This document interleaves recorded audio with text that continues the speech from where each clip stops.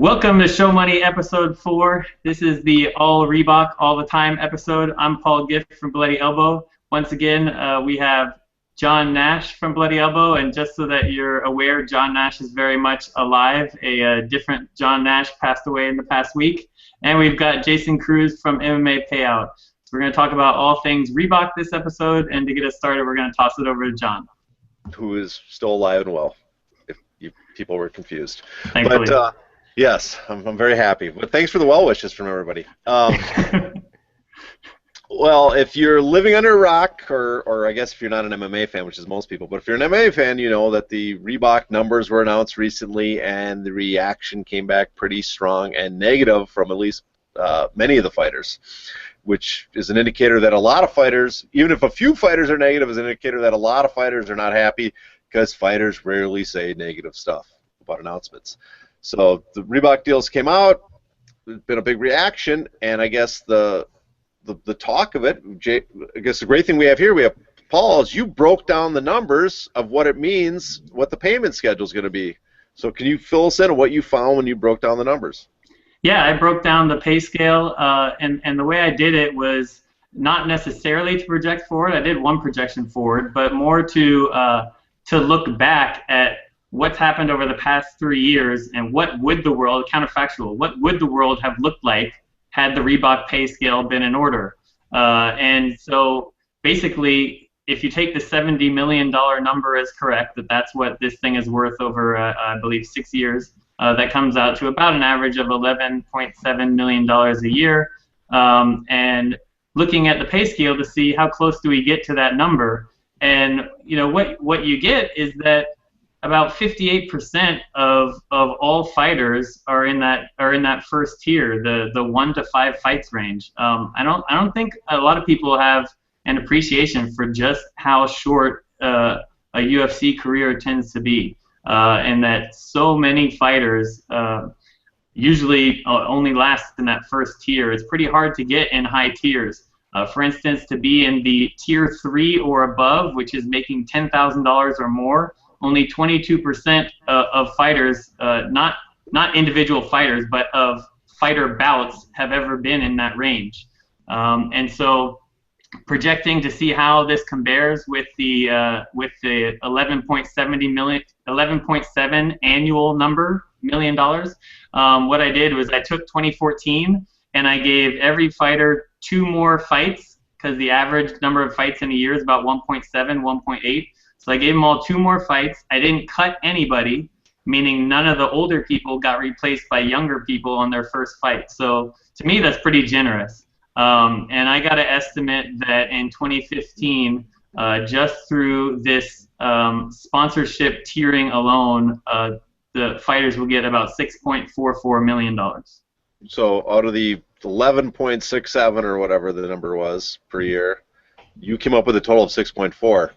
So I guess Jay. 0.44, John. So 0.44. We get okay. $40,000 we're missing. Come on now. That's okay.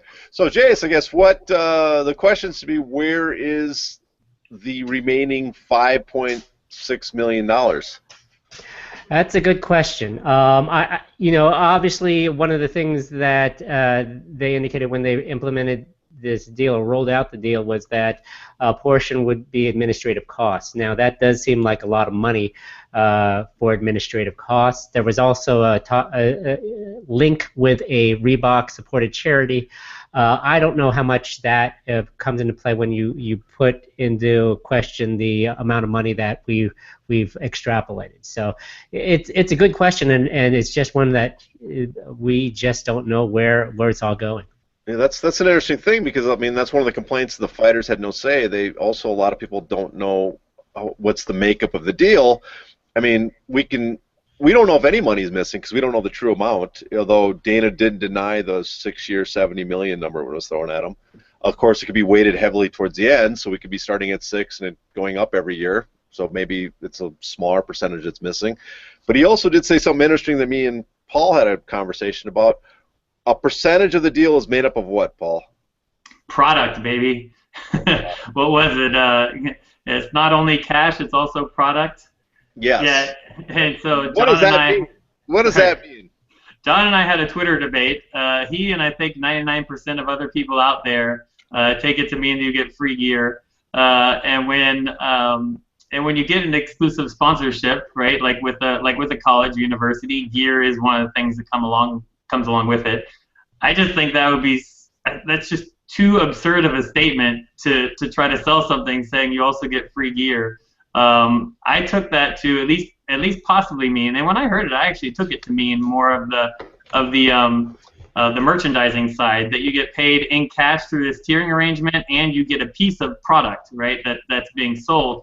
And the other thing that made me think that maybe that's what's happening is that Lorenzo Fertitta talk about sitting in a room with analysts and I think there was something about forecasts, and they were crunching out numbers, and sort of why do you need to be in with analysts sort of projecting the future unless you're trying to project things like merchandise sales? So I'm not 100% convinced that it's, hey, you also get free gear, but then you have something to say on the merchandising that it only affects a few people. But the one thing I will add is that for those who could be affected by merchandising, right, getting a 20 to 30% royalty on gross revenues, that's pretty high. But what we don't know is what the size of this overall merchandising market will be. Like, how many people buy fighter branded stuff?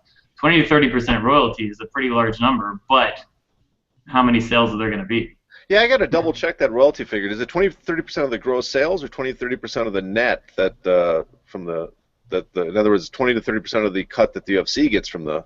One of the something I read, I don't recall where it was. It's something about gross revenues, but I'd have to double check that too. So yeah, don't quote us on that. Maybe we're wrong. We are clueless on that information. We're not keeping you well informed on that. But they do get it. But the question is, what fills that gap, right? It's not. We know now because of you. It's not special side deals from fighters, right? So does anything fill that gap? Is there a gap? Is it filled by merchandise sales, or is the UFC just starting low and will maybe increase it later, or is this just how it's going to be, right? That's what's, I think, somewhat interesting about it. I think that's maybe one of the complaints that fighters have, and people that people are dealing with this, is that they just don't know how it's broken up. So it's a lack of some sort of input and control. And that was what's interesting, is that it's been said time and time again that they talked and got input from the fighters, but you don't hear many fighters saying that they were asked their opinion. And I mean, Jason, do you remember anybody talking about how much input they got to put on this besides the look of the women's tops?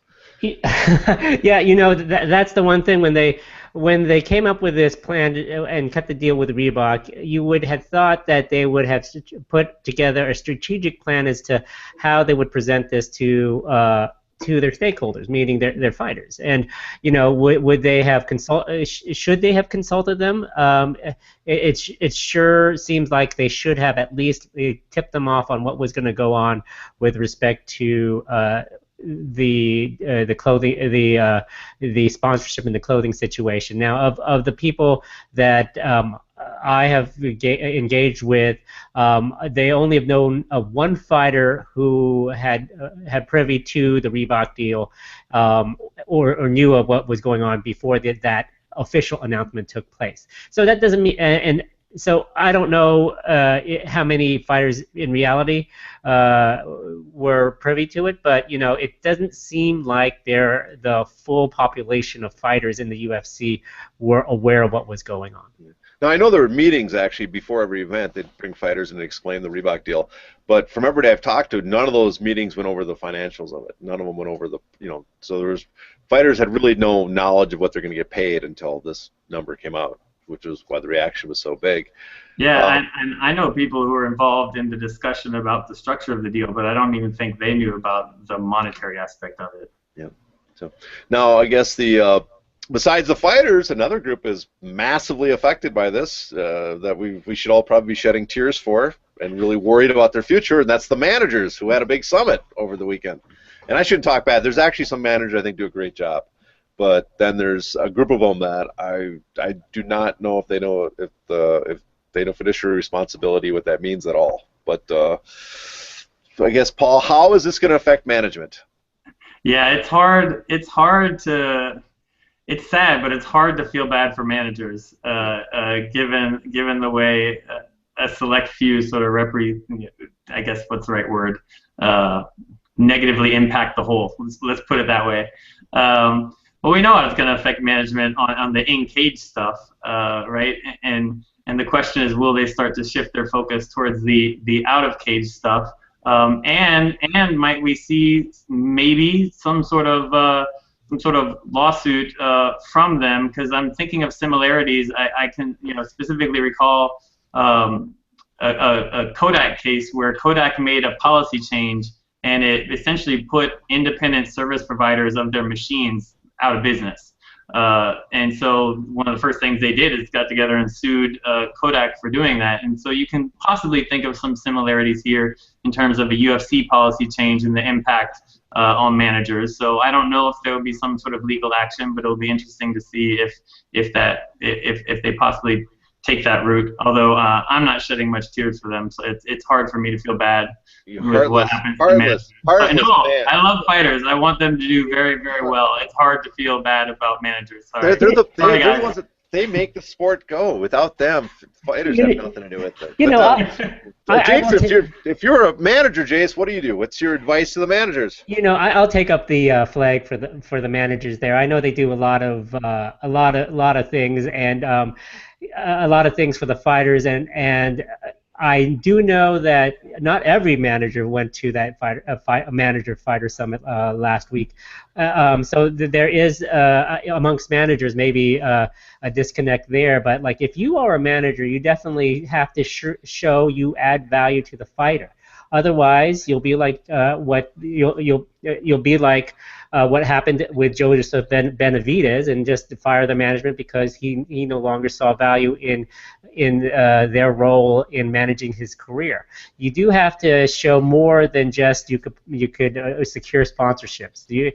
I think a lot of that has to do with outer ring worth. How can you engage with sponsors and brands, and how can you better add value to a fighter so that the fighter will be okay with the manager, taking a cut of having the fighter pay a manager. That's sort of thing. So my question is, what future does a manager really have in the UFC? Because a manager's responsibility in boxing and MMA is supposed to be to guide a fighter's career by choosing the right fights to build their career. You have no matchmaking ability. You have no ability to choose fights in the UFC. That's a decision solely up to the promoter. They get to choose who you're going to fight, when and where. It's not like boxing where you can veto this and work with other promoters to find the right matchups. They also have to negotiate contracts for their fighters. But, time and time again, we've seen that there seems to be little leverage that the managers have when dealing with the UFC. And MMA, a little different than boxing, is they go out and get sponsors, but without the sponsorship, that's the last bastion of what a lot of managers did in the UFC. So I'm wondering how many fighters are going to go and just drop managers, maybe just get a lawyer to look over their contracts in the future. Yeah, I think definitely that will be the way to go, and I think we've also seen it a little bit in other professional sports where, for instance, the NFL salaries are slotted, so people will say, well, all I need to do is hire an attorney to look over my contract. I don't need an agent to do X, Y, or Z. But and here in MMA, you kind of see this foreclosing a market for a fight manager in the UFC, because a lot of that fight night stuff in securing sponsorships and making sure that they are taken care of are already been taken up by Zuffa. Zuffa has supplied the sponsorships. Zuffa will take care of their fights. They'll slot them wherever they think they see fit. So unless you are a fighter that wants a PR person, like someone out there to help you, hey, you go rush the stage at the press conference. I'll help you. Unless you're somebody like that, then I don't know how much what the future is for a fight manager. Yeah, and let me throw in something there. That Jason mentioned what I was thinking of as well with these NFL, NBA, and slotted contracts, right? And that in certain areas you're pushed out. but what there's still a role likely for a manager, dare I say, Al Heyman advisor, when your contract's going to expire, or when you do get to the point where you can negotiate with other people. And I know some people aren't going to want to hear this, but in the longer term, if you can become more mainstream, then while the in-cage stuff is no longer there, you still have a role as a manager for out-of-cage activities, right? And the hope is that, I mean, the hope of all of us, I'm sure, is that this will help make this sport a little bit more mainstream, and those out-of-cage opportunities grow, even though in the immediate term, in the short term, we know that maybe a lot of them aren't there. But it did remind me of a lot of when people got pushed out with NFL and NBA with their slotted contracts, and a bunch of players said, I don't need to pay you, I just need a lawyer to look over this. Well, it'd be. I'm wondering how much too that manager, how much time was spent talking about what we can do to help the fighters play, and how this affects them. I'm sure a lot was. Yeah, I'm sure none was. Just a big portion was that, and then a few on what now. What can we do to help the managers? You would know, John. You would know. I think you should tell us. I don't know. I wouldn't. I wasn't there. I wasn't present. But there's been so much backlash, and I think you've seen the comments, the comment sections of various MMA blogs and sites. How do you think this reaction? Do you think the UFC and Reebok are happy with this reaction? Do you think were they ready for this reaction? Do you think they're not too worried? They think it'll blow over? Jason, I guess we'll start with you. Jason, what do you think is their opinion, or what do you think is their outlook on the reaction that they've gotten? I definitely would have hoped that both UFC and perhaps Reebok had a notion that there would be backlash, simply because if you just lay it down and say, this is how much fighters were making, and this is how much they're going to be making now under the Reebok deal, obviously people are going to be upset. And you would have hoped there would have been some sort of strategy in which they would have softened the blow as far as how this was going to pan out. Doesn't look like they've really done that, or they've anticipated that. And so, I'm not sure how much Reebok thought there was going to be backlash. I know there was that infamous Paige Van Zandt, either was Instagram or whatnot, where Reebok had sent it out, and all the comments were just negative about how could Reebok sponsor, how could Reebok do this to its fighters? So I'm not sure how much Reebok is eyeing the situation as far as its public relations, but it definitely has to be a big concern, and I'm not really sure how much they had planned this backlash, how big of a backlash they planned. And Paul, I mean, do you think they? I mean, I guess it seems to me unfair for the amount of people that are upset at Reebok, because Reebok just sponsored the UFC. It's the animosity or the anger or the frustration of the fighter should be directed at the promotion, not the sponsor. But that might be just me. Yeah, and quick informal poll. How many of us were surprised at the numbers when we saw them? Oh, I was. Yeah, I'd heard numbers twice as high before. All right, so yeah, I mean, that's probably a good chunk of the backlash, is just that everybody was expecting higher numbers, and the numbers just came in so low. Well, right? I will say this: the rumored numbers, which are about twice as high, people still were upset when I was bringing those numbers up to them. They thought those were way too low. So not only are they lower than the numbers people thought, people were already upset with those numbers. Right, and I think there's an effect there when you go from, I think, this is just my opinion, I think people are more comfortable with the metric that somehow seems to at least reward winning and doing well, as opposed to, right, either way, certain class of fighters are going to be hurt, especially popular ones on the downside of their career. But with the tenure model, they'll do a little bit better. With the rankings model, they wouldn't have. Although we still get other guys who are well into their career being significantly hurt here.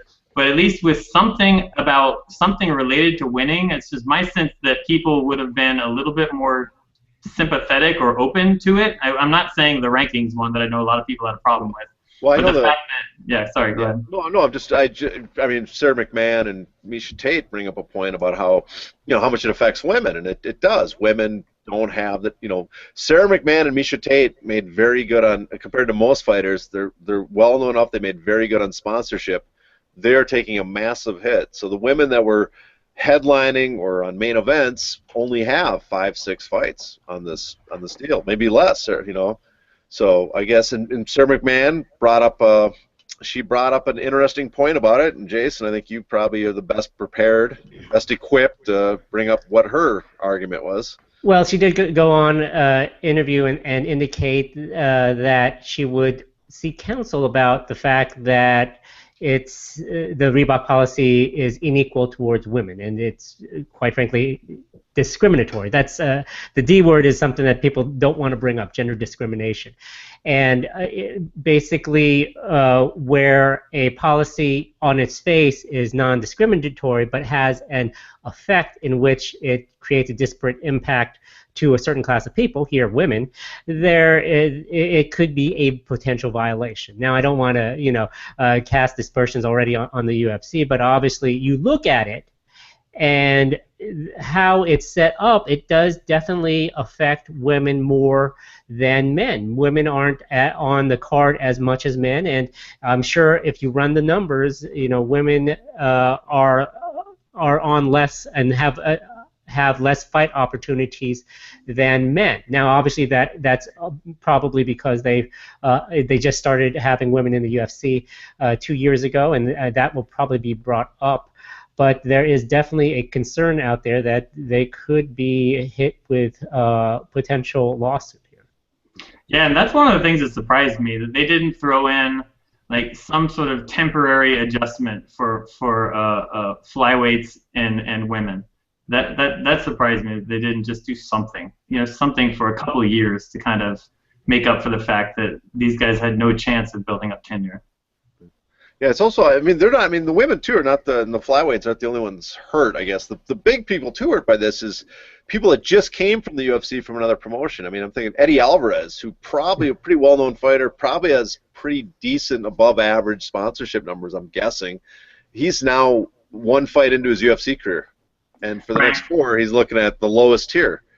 I was going to say something about that too, but to me, I think the UFC's position there is adjusting for them is going to open up a huge can of worms. That's just my guess. Whereas they could easily make an argument, hey, these weight classes haven't been here long enough, so let's make a temporary adjustment. That's my thought. Well, I guess I wonder if Eddie Alvarez had any adjustment to his contract made, knowing that the Reebok deal is coming forward. Was he prepared? Was extra money throwing into that to offset what he's going to lose in the Reebok deal, or did he sign that contract unaware that the Reebok deal is going to kick in that when they announced it that November? My guess is that he didn't know about the Reebok deal, as with most of the other fighters here, unless there was some inside tip. But still, then it would make it seem all the more, I guess, weird that he would sign. So I would assume he didn't know. So, in economics, this happens a lot. It's one of those dreaded policy changes once you're locked in, and you can't do anything about it from an antitrust perspective. All you get to do is just say this sucks, pretty much. And then adjust your behavior going forward. And we're hearing a lot of that. This sucks right now. But so now, what does this mean for for the market? Do you guys think that everybody's talking about, oh, this is really going to help ONE FC and Bellator. We're going to have all these fighters jumping ship. Do you see a lot of fighters testing the market and going to greener pastures of other promotions where they can get all the sponsorship they want, or that's talk, pie in the sky talk? Well, before we do that, maybe you should share the results of the article that you and Ian and Steph had on interviewing fighters about how they might change their behavior. Oh well, yeah, we talked to a bunch of fighters, not an enormous amount, a very small size group, actually, only 9 UFC fighters, a few others out, former and outside the UFC, but amongst them, the majority, I guess, or close to about half, said that they would not leave the UFC even with this deal in place, because they want to stay in the UFC because that's where the best fight the best, and the only way you're going to be known as the best is staying in the UFC, which is the network effect. If you're a fan of economics and whatever the hell Paul's written in the past. It's the network effect. Whatever the hell. Nice. Thanks. You wrote something on it. I couldn't remember which one, so I didn't want to script the title. But that was that. I mean, a few people were, all well. And actually, this will say something, talking to a lot of fighters, and I actually polled a lot of fighters outside that, but didn't get into the actual sponsor details. That's why they weren't included in the poll. There's an arc, I think, with fighters. When you're young, you want to be in the UFC no matter what, and it's at the end of your career that you just care about the money.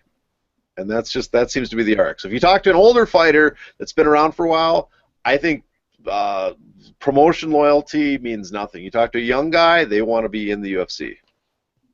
It's interesting because I think it depends on how risk averse you are, depending on what you want. I think if you are a young fighter, you do want to go to the UFC, and if you think that if you're concerned about getting sponsors, then you at least go to the UFC and you know that you're secure, that you're going to get paid your sponsorship money regardless, and you don't have to be concerned that you have signed a sponsorship agreement with Fear the Fighter, and then all of a sudden you're not getting paid. Then there's the case of somebody like Ed Ruth, who signed with Bellator, thinking, hey, I'm a collegiate wrestler. I could roll with that and my name and my brand, and I could probably make more money in Bellator than I will starting out in the UFC. So I think that you weigh that perspective. I think if you have a name like Ed Ruth in amateur wrestling, then perhaps you might be more allured to go to another organization where you could be guaranteed more money than your $2,500. Yeah, no, I'm interested to see how it affects the UFC's ability to pull fighters in from other promotions. Not necessarily will people want to leave, although at the end of the day, my opinion, I think, is probably from all fighters' perspectives about the money. When you say that a young fighter just wants to be in the UFC, I mean, yeah, there's the fame and popularity element if you're good, but my guess is they all think they're going to be the best. When you're going in, you think you are the best, you're going to be the best, and you're like, that's going to make me millions of dollars. Right? And then once along the way you realize that you're not the best and you don't have a great chance of being the best, you're like, man, I got to support my family. That's my guess. Something along those lines. I think that's it. I think that's. But I guess that's it. When you're a young prospect and you're Bellator, let's say Bellator and the UFC, they basically will offer guys the same. People look at the Bellator guys making 1,000 and 1,000 to show and 1,000 to win. People don't look. Those guys have 2 or 3 fights into their career usually on the prelims. A fighter of I guess some prospect, some ability is going to get almost the exact same offer from Bellator, 10 show, 10 to win, as the UFC. He'd be higher on the card than Bellator because they don't have the depth. But I'm guessing equal offers or close offers, that guy's signing with the UFC immediately. And in MMA, I think that's the trick. You got to sign him because as soon as you sign a fighter, MMA contracts take over, and the promoter has a lot more leverage to keep that guy in line and keep him in the promotion. Yeah. So will we be seeing people like Eddie Alvarez move over when they have this freedom, right? Move over, knowing or will the UFC have to compensate them more? But then,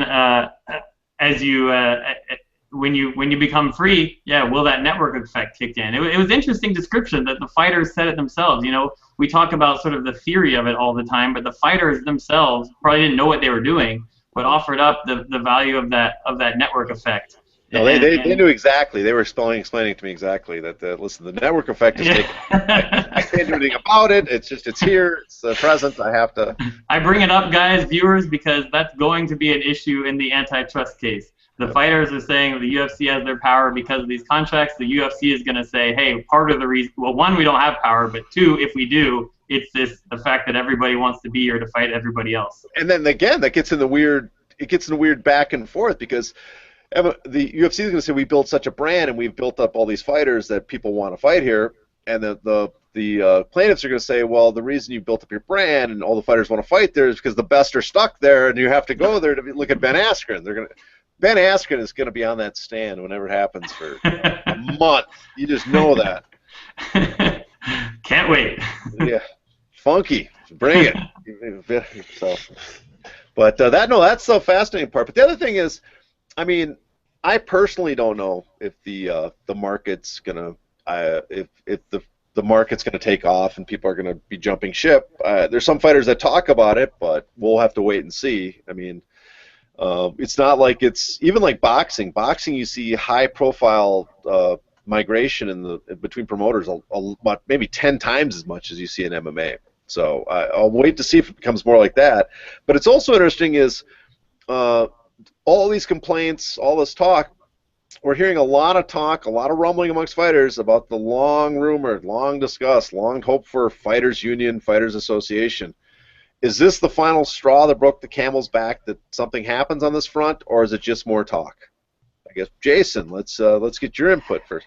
I think that it's definitely gaining a momentum. I think the question is, can the fighter population unify together and come up with its own structure? And I think that the inner workings of fighters, fight camps, whatnot, can you trust this guy? Can you trust, that kind of thing? I think that will also be a concern because, you're going to be, if you are going to compile an association together, you're going to have to select a leader and select a policy. And, if you are going to be talking with Dana White or Lorenzo Fertitta, you want to make sure you have a unified front.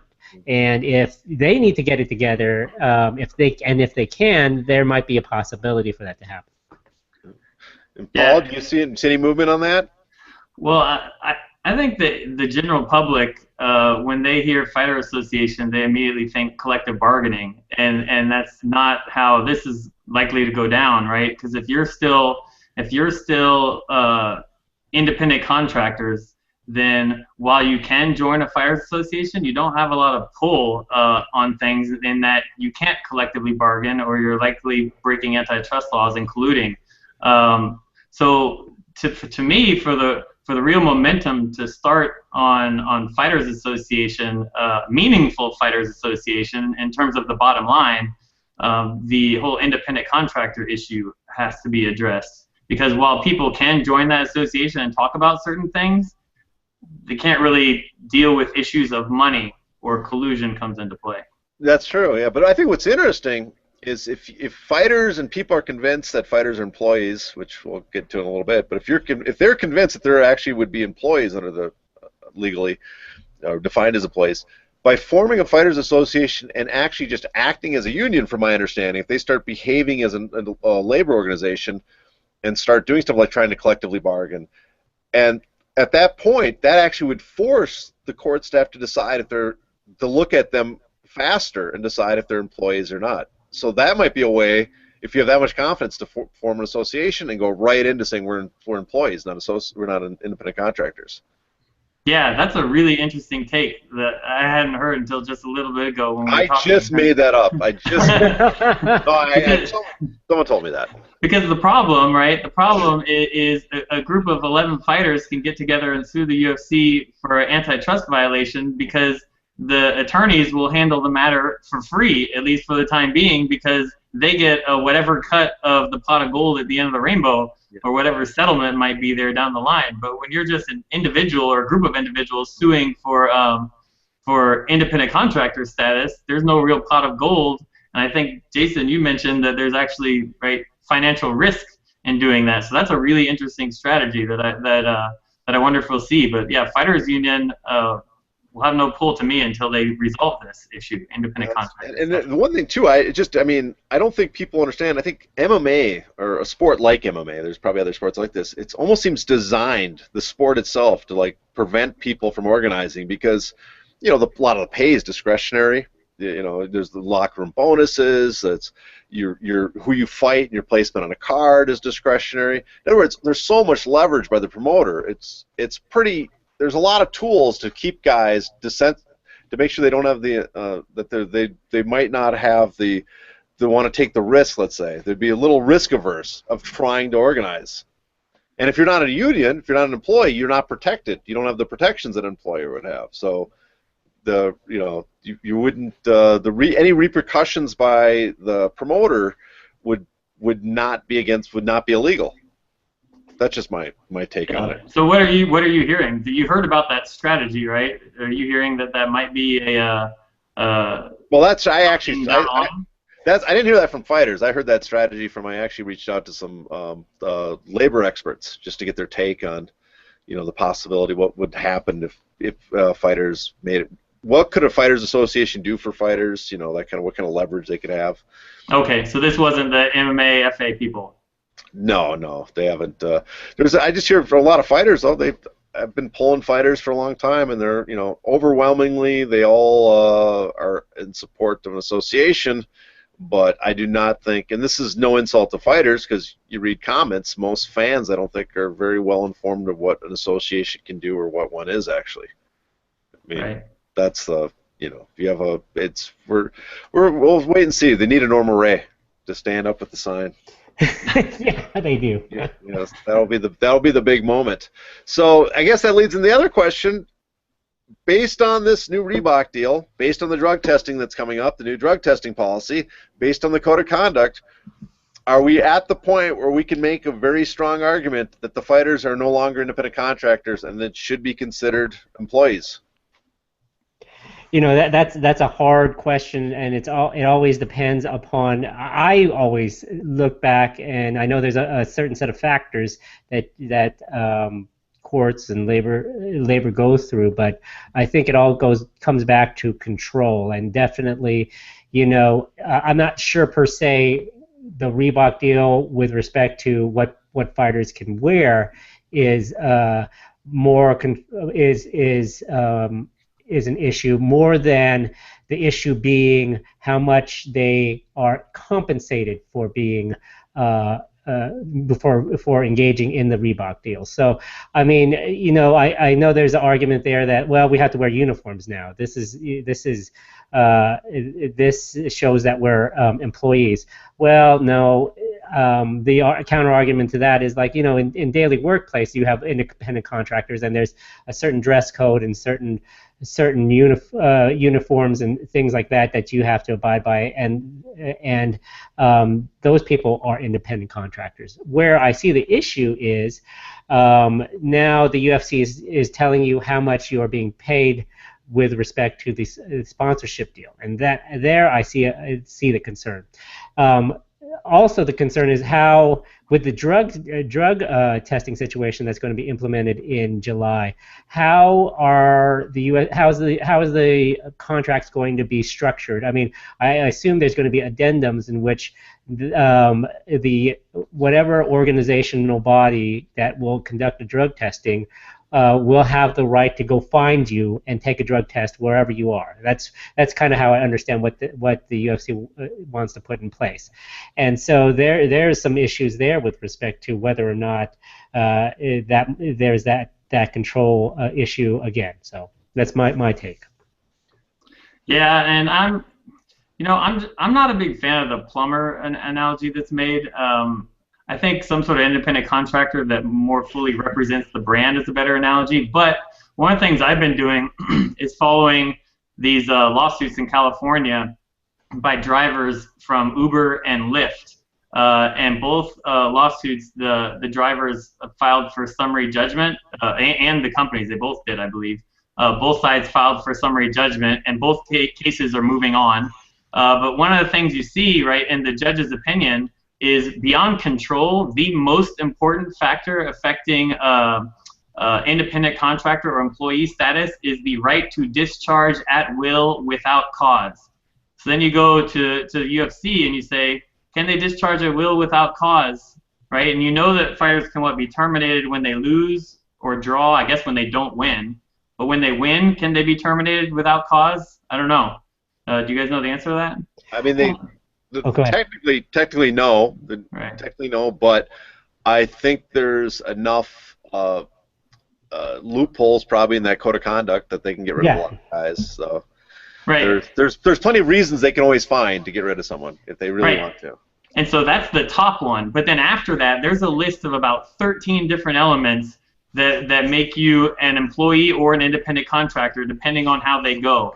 And here's the judge's statement on analyzing these 13 individual elements. The individual factors cannot be applied mechanically as separate tests. They are intertwined and their weight depends on particular combinations. So at the end of the day, each case is its own story of these 13 elements. And you've got things like the length of time in which the services are employed. So if they're longer term contracts, that's better for being an employee. Are the services rendered an integral part of the employer's business? I think fight services is an integral part of the UFC, so that goes towards being employees. It is the Ultimate Fighting Championship. Yeah.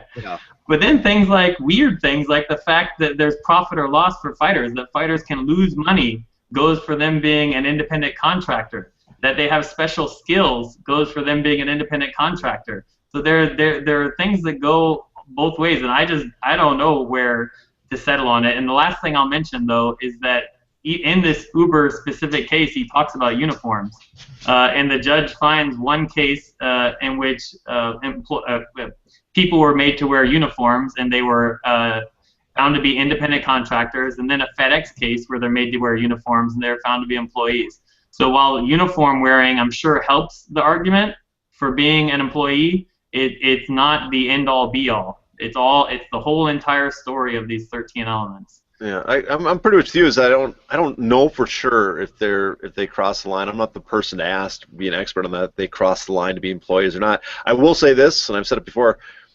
If anybody in the fight business, if any MMA fighters are employees, it's UFC fighters. They're the only ones I think that have.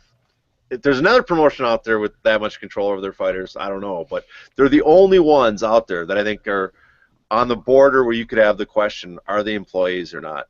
The rest are obviously independent contractors. And an interesting one is, like, can you think of an example where independent contractors have health insurance? I don't know. Yeah. I don't recall. Yeah. I mean, to me, the big one is when someone explained to me is, for a lot of independent contractors, you do a job and you expect to go to another boss or go to another client. That's an independent contractor. But almost every UFC fighter expects to play out the rest of their career as long as possible in the UFC. There's no one goes to the UFC and then says, oh, I'm going to fight 2 fights here, and then I'm going to go over here, and then I'm going to go over here and fight. It's your general idea is you fight in the UFC, you progress to the next tier of the UFC, you finish your contract, you progress to the next tier of the UFC. And that's to me the strongest case to make with your employees. But what is interesting, I want to bring up too really quick before we wrap up, is one thing I've noticed is a lot of people are wondering how the Reebok deal was put into place if the fighters had to sign new contracts. I just want to point out to people there was new contracts for fighters. For years, the provision in the UFC contracts said that they have the right to put a logo on the trunks or the apparel of any fighter. So this was written in, has been in their contracts for at least since 2006.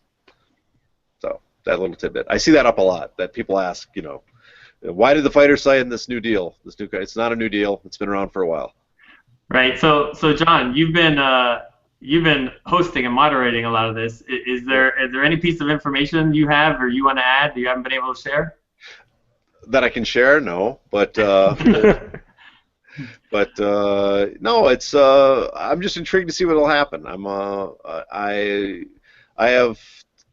not going to say it's bad for all fighters because I haven't spoke to all fighters. There's probably a lot of fighters that are actually happy with this or find good in it. The guys that only have a few fights in.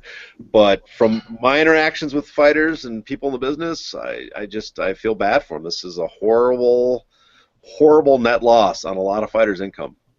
And for both of you guys, what are you most interested in seeing in terms of this Reebok deal playing out over the next year?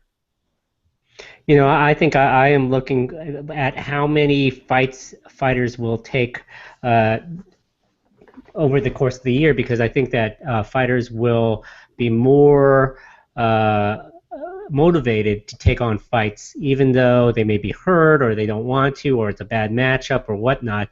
I think that the selection for fights will be minimized because certain fighters will want to get through the deal because they want to move up a tier, and so that'll be something to look and see in the next few months, couple years. I mean, and next. You know what I'm talking about. Next year. It's Friday. Some future date.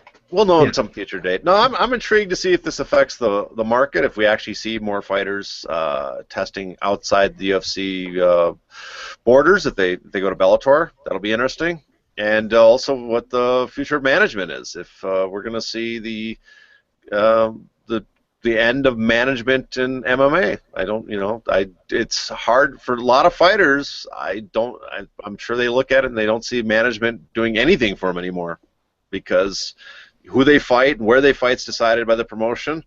The sponsorship's now decided by the promotion, and negotiating with the promotion, management didn't have much leverage before, the fighters didn't, so that doesn't help there either. So I'm interested in that part as well. Yeah, yeah. Me as an economist, I'm always interested in sort of the adjustments, like the longer term issues. I mean, you want to get caught up in the short term, but I'm interested in what the adjustment and tweaks will or won't be throughout this next year. And I mean, eventually it's not easy to make no matter what you're doing, to make the perfect decision right away in sort of a new area. But the one thing that will happen is you will bear the brunt of your decision. And so, no matter what, so what will that brunt be, and what adjustments, if any, will we see made? I really wish the UFC would be open to a tiering mechanism that wasn't so simplistic. I understand why they want something that you can look at in 2 seconds and understand, but if they would be open to something a little bit more complex, we might be able to get a tiering mechanism in there that is more geared towards whatever people want it to be towards. Money, winning, popularity, whatever. But that doesn't change the fact that the overall money seems to be low right now. But then that's another thing of the next year. Is the overall money low? Maybe there's other stuff that we don't know, but maybe there's not. So I'm interested in seeing those adjustments. Yeah, I mean, the other possibility is this is the prime example where the UFC and the fighters, a promoter and their fighters' interests don't align. People always try to pretend that they don't. For the UFC, this might be a genius decision that's going to pay off huge dividends in the future, and they got to make it now to build towards the future. That's great. The future fighters might be big beneficiaries, but fighters now with short career spans, that doesn't help them. This is, so, and they're being asked to take a bite to take a hit for the future generation of fighters, and right. They're not getting equity in this. They're not, so I can understand their apprehension to what's going on. Yeah, I agree. Jason, anything last thing you want to say? Nope. I think that we've covered it all. John, how about you? No, I'm done. That was good. I thought we, people don't know this, but this is our take 2, so I thought we did very well. We did. We went through this whole thing already, and someone, no naming names, forgot to hit record, who you might be looking at right now. Yeah. So we are hopefully going to within the next week do another episode and it'll be the all litigation episode, basically going through the new happenings in the UFC antitrust case, what's going on with Golden Boy suing Al Heyman, and then also FTC issues popping up again possibly with the UFC. So I'll have another episode on that, and we're going to try to do more regular episodes as breaking news, big news happens, where we can keep the overall time limit of these shows down to hopefully around 30 minutes or so. So with that, we'll call it a day, and we will catch you guys next time.